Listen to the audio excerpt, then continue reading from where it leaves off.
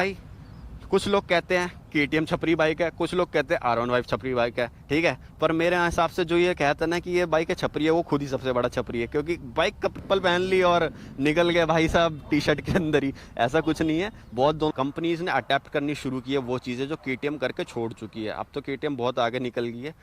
ये खुद R15 owners कहते हैं कि 6000 RPM के नीचे R15 डेड चलती है भाई एकदम। Welcome back to channel everyone. तो भाई आज का वीडियो बहुत ज़्यादा कंट्रोवर्शियल हो जाएगा अगर देखने वाली बात हो जाए तो, क्योंकि आज हम बताने वाले हैं क्या एक R15 के अंदर मिल जाता है जो आपको नहीं मिलता KTM में, और एक क्या एक KTM में मिल जाता है जो नहीं मिलता एक R15 में। आप देखो गाइस, सामने खड़ी R15 V3 या V वर्जन S बोल दो इसको, जिसके अंदर इंजन तो सेम ही आता है V4 वाला, टी में भी यही इंजन आता है, आपको सभी को पता ही है। बट यहाँ पे खड़ी है KTM RC, बट ये 390 है गाइस, ठीक है। ये 390 करंट जनरेशन वाला नहीं है, बट जिनको बाइक्स की नॉलेज है उनको पता है गाइस कि ये जो 390 है ना, ये सबसे ज़्यादा पावरफुल 390 रहने वाला है। तो ये BS4 वाला 390 है। तो आज की वीडियो में हम बताएंगे भाई कि कैसे एक R15 बेस्ट है आपके लिए या फिर एक KTM बेस्ट है आपके लिए। तो जल्दी से शुरू करते हैं गाइस। आज की डेट में ना सबको पता है KTM के साथ ना नाम जोड़ दिया गया है छपरी वाली बाइक, ठीक है, और R15 के साथ भी अब यही हो रहा है। बट भाई देखो, ऐसी बात नहीं है, चलाने वाला छपरी होता है, बाइक्स कोई छपरी नहीं होती। अब ये दोनों बाइक्स ना भाई अच्छे डिसेंट राइडर्स की हैं, मेरे दोस्तों की हैं, और वो बहुत सेंसिबल तरीके से चलाते हैं। ये नहीं कि चप्पल पहन ली और निकल गए भाई साहब टी शर्ट के अंदर ही, ऐसा कुछ नहीं है। बहुत दोनों सेंसिबल राइडर्स हैं और बहुत तगड़ी तरीके से राइडिंग स्किल्स है इनकी। तो देखो, छपरी है ना, बाइक नहीं होती है, राइडर होता है, ठीक है। तो ये अब देखो गाइस, ये वीडियो स्टार्ट ही हो गई है तो आपको ना लग रहा होगा मैं KTM की तरफ थोड़ा ज़्यादा बायस्ड हो रहा हूँ, बट ऐसा नहीं है गाइस। देखो ये 390 है, चलो मान लिया। आप कह रहे होगे कि भाई ये 150 सीसी के R15 है, इसका 390 के साथ तो कंपैरिजन ही गलत है। मान लो चलो वो RC 200 ही है, चलो 125 ही है, ठीक है। तब भी है ना, KTM जिस प्राइस पॉइंट पे आपको फीचर्स ऑफर करता है ना, उस प्राइस पॉइंट पे यामाहा करता ही नहीं है। और करता भी है ना गाइस, तो बहुत ज़्यादा पैसे ले लेता है उस चीज़ के लिए। देखो, ये अगर मान लो RC 125 होती, ठीक है, इसकी प्राइस लगभग आ जाती है 2 लाख कुछ हज़ार पे, ठीक है 2 लाख या 2,30,000 पे। और यहीं R15 देख लो, अगर आप वर्जन 4 लेने जाओ ना आज की डेट में, तो वो भी आपको पड़ जाएगा भाई 2 लाख 30-40 का पड़ जाता है वो वाला बाइक भी।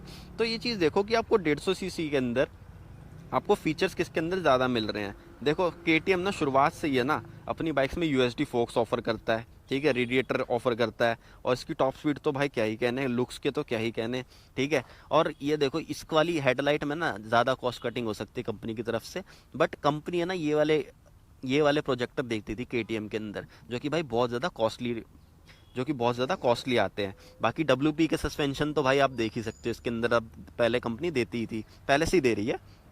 लेकिन देख सकते हो अगर R15 देखो ना, तो इसके अंदर आपको देखने को मिल जाएगा अभी टेलीस्कोपिक सस्पेंशन लगा हुआ है। बट अभी वाली जो R15 वर्जन 4 आ रही है, उसमें कंपनी ने USD फोक देना चालू कर दिया। तो मैं वही बता रहा हूँ गाइस कि बहुत टाइम बाद ना कंपनीज ने अडेप्ट करनी शुरू की है वो चीज़ें जो KTM करके छोड़ चुकी है। अब तो KTM बहुत आगे निकल गई है। देखो, KTM ने एक ऑस्ट्रियन ब्रांड है, ठीक है, इंडिया में आया ताकि लोगों को ना एक अफोर्डेबल स्पोर्ट्स बाइक मिल सके ताकि वो मज़े कर सके। बट देखो भाई, कंपनी को है ना अपने आप को चलाना भी, सस्टेन भी करना है, तो उन्होंने 125 निकाली, 200 निकाली, तो उसकी रीच में ना कुछ गलत लोग भी आ गए, तो उन्होंने भी वो चीज़ बाय कर ली। तो ऐसा नहीं है गाइस, देख सकते हो, देखो कंपनी को भी अपना देखना पड़ता है, तो उनके हाथ में चली गई। बट अब जिस तरीके से कंपनी ने अप्रोच चेंज कर दी है, KTM सब पहले की तरह नहीं रह गई है भाई, और महंगी होनी स्टार्ट हो गई है। तो अब ये थोड़ा छपरी वाले उस सेगमेंट से बाहर हो रही है। बट ये वाली बाइक ना R15 ये एंटर कर जा रही है उस वाले सेगमेंट के अंदर। कैसे? देखो, अब इसकी प्राइस पॉइंट तो सब जानते ही हैं भाई कि लगभग आ जाती है 2-2.5 लाख रुपए की ये बाइक, और सभी जाते हैं कूदने के लिए, क्योंकि इसकी लुक्स ना भाई आज के टाइम पे बहुत ज़्यादा बल्की और अच्छी हो गई है। तो सब सारे के सारे ना भाई इसी को कंसीडर करने जाते हैं। तो ये वाली बाइक अब ज़्यादा धड़ल्ले से बिक रही है अदर देन KTM। गाइस, बात ही कर रहे हैं पावर फिगर्स के बारे में भी बात कर लेते हैं। अगर ये RC 125 भी होती ना गाइस, तब भी R15 को अच्छे से पछाड़ देती। लाइक देखो, इसके अंदर ना टॉर्क तो है, ये मानोगे आप, अंदर ही अंदर जो भी R15 रखते हैं वो उन सबको पता है कि भाई KTM के अंदर टॉर्क तो है। अगर ये खींचने पे आ गई ना लॉन्ग ड्रैग रेस में, ये बाजी मार जाएगी। लेकिन जहाँ पे R15 है ना, इसके अंदर ऐसा नहीं है। 150 सीसी की बाइक है, ये थोड़ा टाइम लगाती है टॉप स्पीड अचीव करने में, बिकॉज 6000 RPM तक तो इसका VAVA जो इसका VVA होता है वही एक्टिव नहीं होता है। 6000 RPM के बाद जाती है तब इसका VVA एक्टिव होता है, तब ये थोड़ा पुल करने लगती है बाइक। उसके बाद उससे पहले तो ये गाड़ी मरी मरी सी चलती है, वो चीज़ आप भी मानोगे। ये खुद R15 ओनर्स कहते हैं कि 6000 आरपीएम के नीचे R15 डेड चलती है भाई, एकदम नॉर्मल जिसको कहते हैं ना 150 सीसी की बाइक की तरह, वैसे चलती है। और ये R15S V3 और V4 सबके साथ है। तो ये देख लो, अगर ये 125 भी होती, 390 है, 125 भी होती, तो इसके अंदर आपको यूएसडी फोक देखने को मिल रहे हैं। फ्रेम देख लो कितना रिजिड देखने को मिलता है। डिज़ाइनिंग तो भाई KTM की क्या ही कहूँ, एकदम तगड़ी वाली आती है। चलो गाइस ठीक है, आपको ये थोड़ा अगर नहीं भी पता लग रहा है, मैं आपको करंट जनरेशन दिखा देता हूँ KTM की। देखो गाइस, ये है करंट जनरेशन वाला KTM RC 390 और इसके पूरे लुक्स चेक करो भाई। लुक्स देखो इसके, मैं मानता हूँ मेरे को ना पुरानी वाली शेप ज़्यादा अच्छी लगती है, बट ये वाला ना लुक भी बहुत अच्छा है। जिनको पता ही नहीं था KTM क्या है, उनके लिए तो भाई सुपर बाइक ही है। मीटर वाला सब कुछ चेंज कर दिया इसके अंदर, और इसके अंदर 125 200 भी आती है, तो वो चीज़ भी आपके पास ऑप्शंस भी काफ़ी ज़्यादा हैं।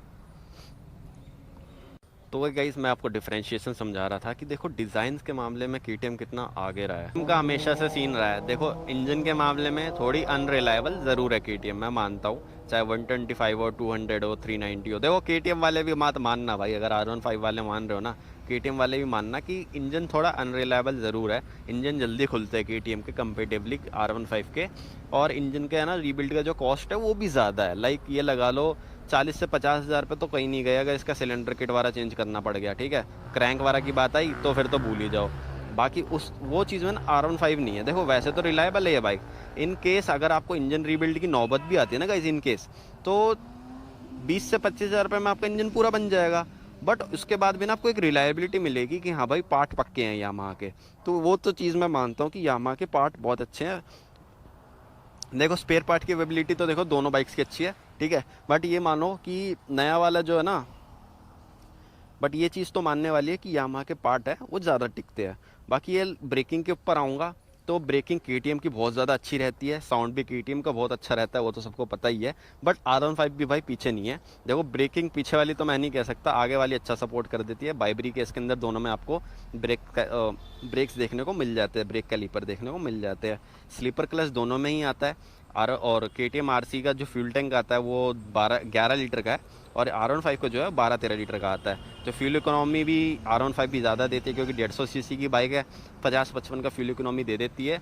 और KTM अगर 125 है ना गाइस, तो 35 तक की लगा लो।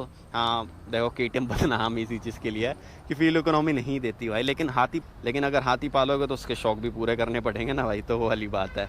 और देखो लुक वाइज तो आप सामने देख ही सकते हो कंपैरिजन।